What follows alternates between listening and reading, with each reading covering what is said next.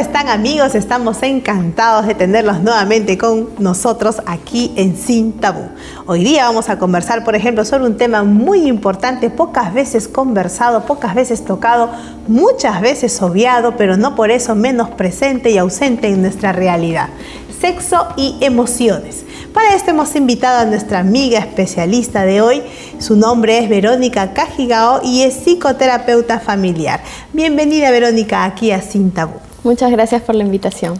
Hoy día queremos conversar contigo sobre las emociones y cuál es la relación que existe entre el sexo y las emociones, o no hay relación. ¿Qué nos dirías? Claro que hay relación, y partiendo del hecho de que las emociones pues forman parte de todos los seres humanos y la sexualidad también, entonces se van a encontrar, ¿no? Van a relacionarse, y en algunas ocasiones va a ser una relación un poco patológica, un poco complicada, porque va a hacer que las personas se confundan, que tengan comportamientos que no son saludables para su integridad, ¿no? Pero si lo vemos por el lado de dentro de la vida de salud, dentro de la vida de pareja, definitivamente en la medida que uno tenga relaciones con la persona a la que ama, todas las emociones se van a activar, ¿no? ¿Es correcto pensar, Verónica, que las mujeres, quienes somos el símbolo de la dulzura, la delicadeza, esa parte candorosa y cariñosa, seamos las más susceptibles a sentir emociones, y los varones de pronto no así, o contrariamente a ellas? ¿Esto es posible? Más que si se siente o no se siente, es la forma de expresarla, porque las emociones las sentimos todos: niños, adolescentes, adultos, viejitos, mujeres, hombres, en China, en Perú, en diferentes lugares. Lo que va a variar es la forma, y la forma va a estar más regida por la cultura. Entonces, como si nos centramos en nuestro entorno, vamos a ver pues que el varón no tiene que, más que no puede, no tiene que demostrar cómo se siente, ni qué tanto quiere a la persona, ni si se siente triste o acongojado, no. A diferencia de la mujer, que está más permitida de hacerlo. Pero en hombres y mujeres van a existir y van a estar presentes, y se van a experimentar y se van a vivenciar. La diferencia es la expresión, ¿no? Y ahora, yendo al otro extremo de lo que tú muy bien nos vas comentando, ¿habrá algunos estímulos emotivos que desencadenen una repercusión en la vida sexual? ¿Solo son nocivos o tal vez pueden ser positivos? ¿Cómo se presentaría esto? Sí, claro. O sea, algunos estímulos emotivos, digamos, podrían ser las caricias, ¿no? Palabras bonitas, salir a pasear, conversar, que van a llevar y van a afectar a la vida sexual de manera positiva. Pero también podríamos ver estímulos emotivos tipo una infidelidad, ¿no? Donde se ven involucradas las emociones, pero al contrario van a interferir y van a impactar negativamente en la sexualidad de la pareja, ¿no? ¿Una pareja podría buscar estímulos emotivos positivos? ¿Podría generar, crear? ¿O solo debe tener una actitud pasiva de esperar que esto llegue al azar? No, se tiene que buscar, se tiene que trabajar. Si lo vemos desde el plano, si buscamos estímulos emotivos positivos, a veces llegan, pero yo siempre les sugiero a las parejas, ¿no? Si tú esperas que tu esposo no se llegue a tu casa con un ramo de rosas para que tú te sientas bien, y tú ves que llevas 10 años casadas con él y él no le ha nacido, no lo ha hecho, va a ser mejor que se lo sugieras, que le comentes que te gustaría recibirlo. No por eso va a dejar de ser valioso. Ese es un tabú, porque las mujeres podrían decir: no, eso ya no tiene significado, emocionalmente no es valioso porque ya se lo dije, ya se lo pedí, ya no sirve. No, ¿qué opinas de esto? Es un mito y un tabú totalmente, porque uno le puede pedir y aún así el esposo elegiría no hacerlo, ¿no? La persona, igual, si el esposo le pide algo a su esposa, la esposa elegiría no hacerlo, pero si lo elige hacer a partir de la sugerencia, yo creo que tiene el mismo mérito de que si lo hubiera hecho naciendo de la propia persona, ¿no? Porque a mí me pueden decir, no sé, Verónica, prepárame un dulce, pero está en mí si lo hago. Entonces, y si no lo hago, también está en mí. Entonces, que le sugieran o no a la pareja no disminuye el valor del gesto, al contrario, hay que considerarlo como algo bonito, ¿no? ¿Qué rol jugaría el erotismo en este cóctel de emociones? Juega, sí, un rol bien importante, ¿no? Porque entendiendo o viendo el erotismo desde la parte de la sensualidad, ¿no? Pero una sensualidad sana, permitida por ambas partes, compartida y deseada y hablada por ambos lados, definitivamente va a hacer que las emociones, pues, ¿no? Emerjan y se sientan tranquilos, ¿no? Se sientan contentos, se sientan bien y pueda ayudarlos en su vida sexual. ¿Qué pasaría, Verónica, si es que esto que tú muy bien nos ilustras, el erotismo, le da un toquecito, le da un brillo a la relación sexual, es bien aceptado por una de las partes entre los cónyuges, pero la otra parte se siente ofendida, se siente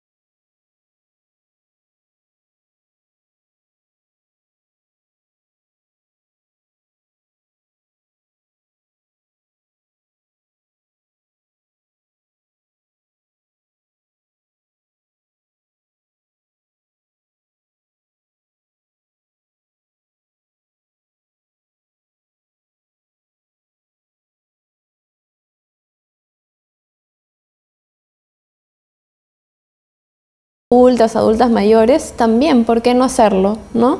De todas maneras, no se restringe a una edad determinada ni a una época determinada, puede ser en distintas situaciones y en diferentes edades. ¿Estos detonadores o disparadores pueden ser básicamente a nivel visual o podríamos innovar en otras áreas? También pueden ser cosas auditivas, ¿no? Hay que tomar en cuenta que la mujer es más auditiva que el varón es más visual, entonces quizás decirle en el oído al esposo, mi amor, te amo, no va a activar tanto como si el esposo lo hiciera a la esposa.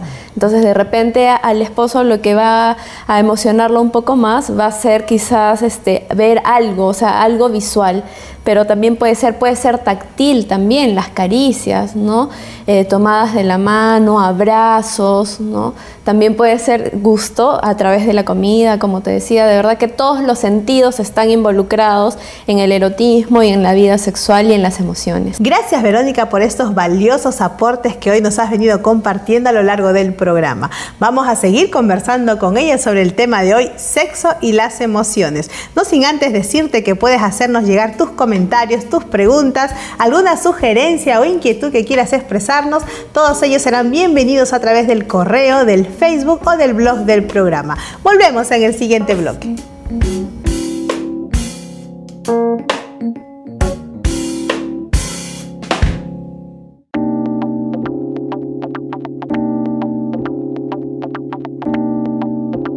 Hola, hola, estamos nuevamente con ustedes aquí en Sin Tabú. Hemos venido conversando de manera muy interesante sobre las emociones y el sexo. No queremos seguir continuando con el programa sin antes ofrecerte la revista del programa Familia Feliz, un espacio escrito creado especialmente para ti, donde encontrarás las formas de potencializar aún más tus buenas relaciones conyugales y las relaciones entre padres e hijos. Solicítala y de manera gratuita llegará hasta tu hogar. Los medios son el Facebook, el correo del programa o nuestro blog en Sin Tabú. Vamos a continuar con el tema de hoy, emociones y sexo. Verónica, cuéntanos un poquito, las emociones y la primera relación sexual. ¿Hay mitos, hay creencias, hay tabúes en relación a esto? ¿Qué nos dirías? Sí, hay mitos, hay creencias, hay tabúes, ¿no? En el caso, normalmente, para cuando estamos en una situación de la primera relación sexual, se sugiere que la persona ya haya alcanzado un nivel de madurez determinado, ¿no? Que sepa o más o menos intuya que la persona con quien la va a realizar sea la persona quizás ideal para ella, en un marco de respeto, de confianza, de compromiso, ¿no? Se sugiere que en esas circunstancias se den, pero siendo un poco realistas no siempre ocurre así, ¿no?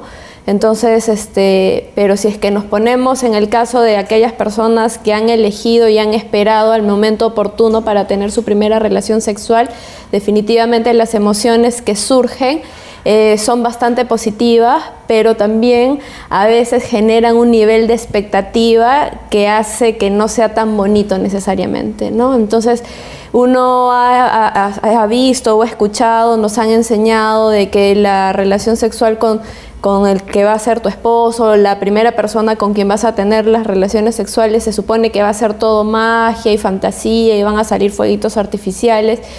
Y no es así siempre, porque vamos a estar ante personas que previamente no han tenido experiencia, ¿no?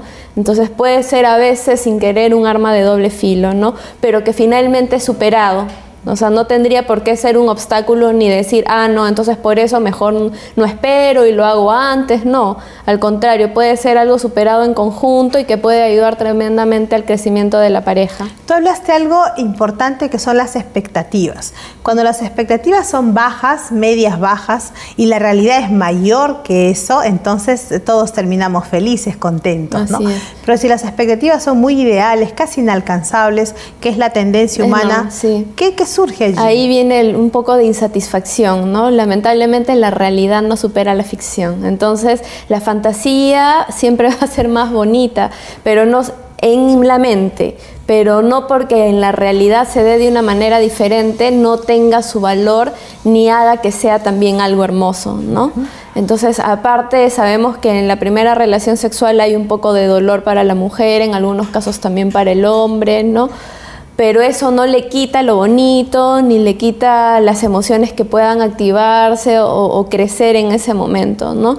Pero a veces la expectativa nos juega una mala pasada. Cuéntanos un poquito por qué esa primera vez es inolvidable. En más de un medio, una canción, un verso, una charla por allí, se dice que la primera relación sexual recomendada en el marco del matrimonio, que es como Dios creó y diseñó este plan, se vuelve inolvidable. ¿Qué sucede en la mente de las mujeres? ¿Qué sucede en la mente de los varones que lo hace ver así? Si es que es dentro del marco del matrimonio, puede que sí termine siendo inolvidable y se convierta en algo maravilloso, a pesar de que no haya sido altamente placentero en la primera ocasión, porque repito, ninguno de los dos tiene la experiencia y hay una serie de incomodidades, de vergüenzas y de dolores que se van rompiendo a lo largo del matrimonio, y el temor de irse viendo desnudos por primera vez. Por supuesto. El pudor. Hay una serie de situaciones que generan altos niveles de tensión, que impiden que finalmente se disfrute del todo, pero justamente es eso lo que hace que se recuerde.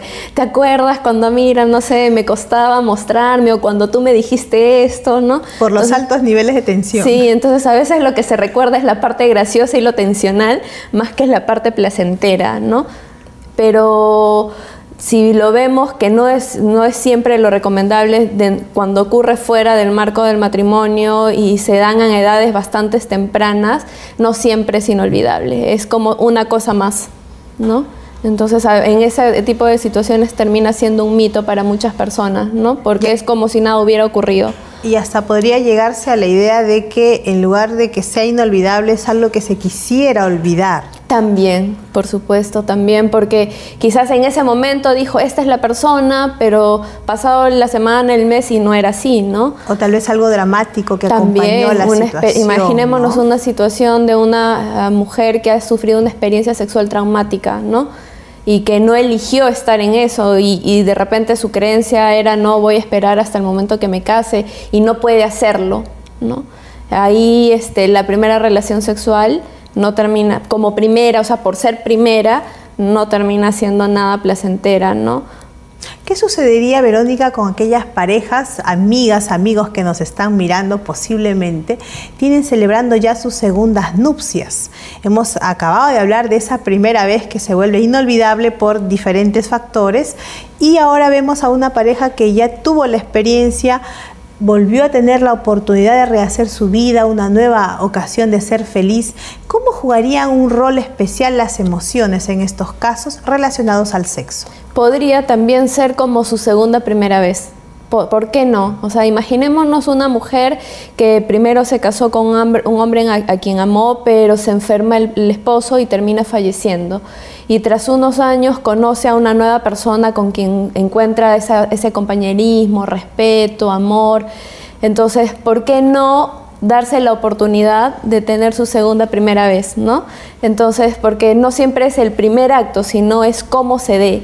Entonces podría ser que también termine siendo inolvidable, precioso, una gran experiencia, ¿no? Y quizás también, justamente por lo que previamente ella estuvo casada y pasó por esa experiencia, ahora esté más suelta o suelto.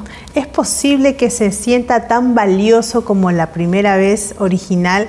¿Y qué condiciones mentales debería tener una dama o un varón para realmente encontrar una segunda primera vez? Sí es posible, y creo que la primera condición mental sería la madurez, ¿no? O sea, estar preparados, sentirse maduros y saber que la persona a la que está eligiendo en una segunda oportunidad, por los diferentes motivos que pueda haber ocurrido, es también una persona valiosa, con la que se respeta, con la cual se ha comprometido, ¿no? Para una vida, para proyectos. Entonces, sí es posible, ¿no? ¿Por qué no? ¿Por qué no podría haber una segunda primera vez? Y ahora vamos a hablar de otro aspecto de la conducta humana. Otra situación en la que se evidencia un collage de emociones, como son los casos de depresión.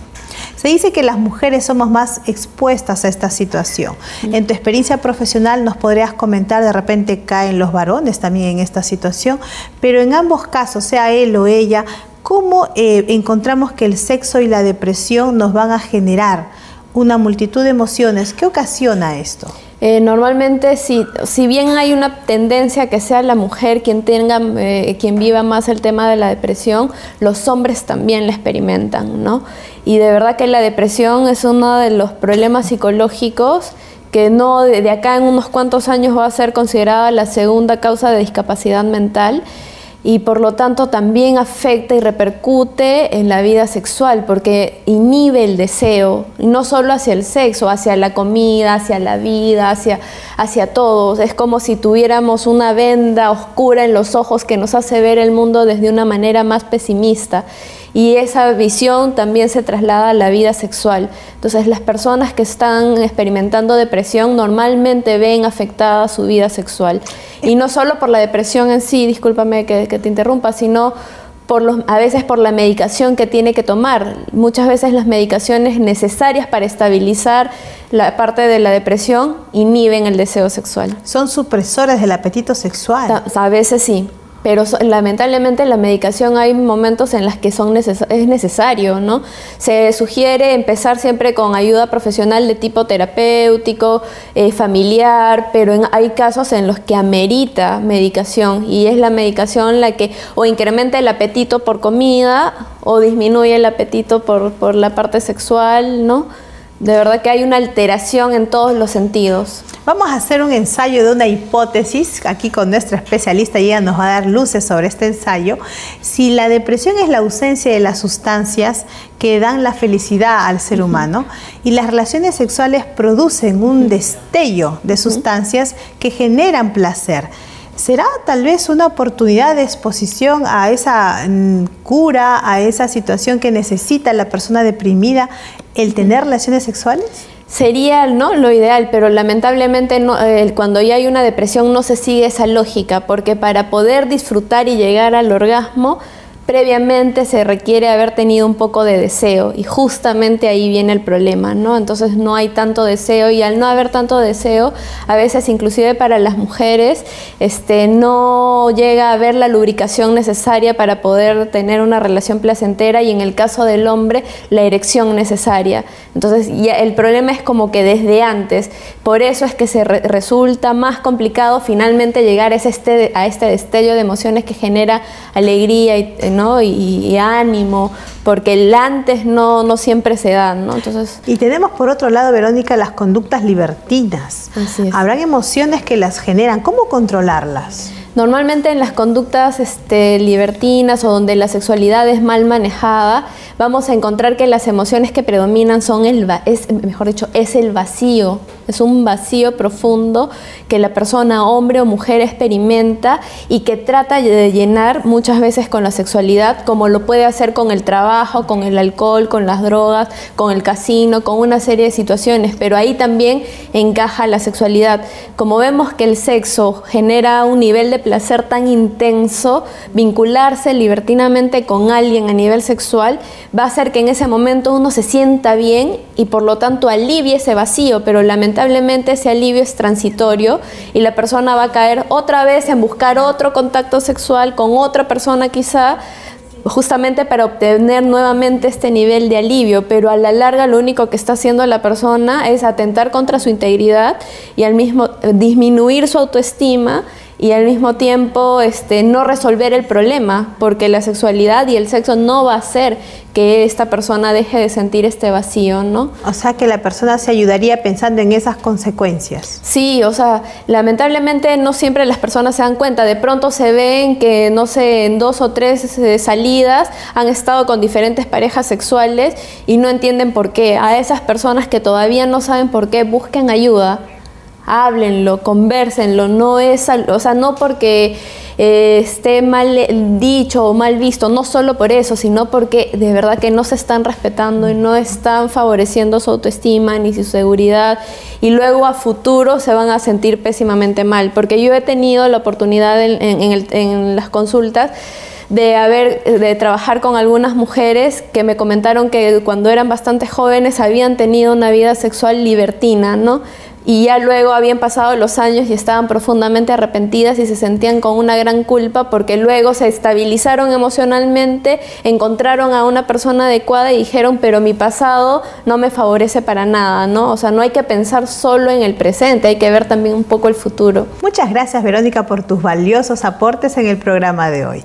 No podemos irnos sin antes reflexionar en la palabra de Dios que en Filipenses 4:8 nos dice: por lo demás, hermanos, todo lo que es verdadero, todo lo honesto, todo lo justo, todo lo puro, todo lo amable, todo lo que es de buen nombre, si hay virtud alguna, si algo digno de alabanza, en esto pensad. Reflexionemos en lo que Dios nos dice en relación a lo que hoy hemos conversado tan amenamente en el programa El sexo y las emociones. Muchas gracias por haber estado con nosotros. Nos vemos hasta la próxima aquí en Sin Tabú.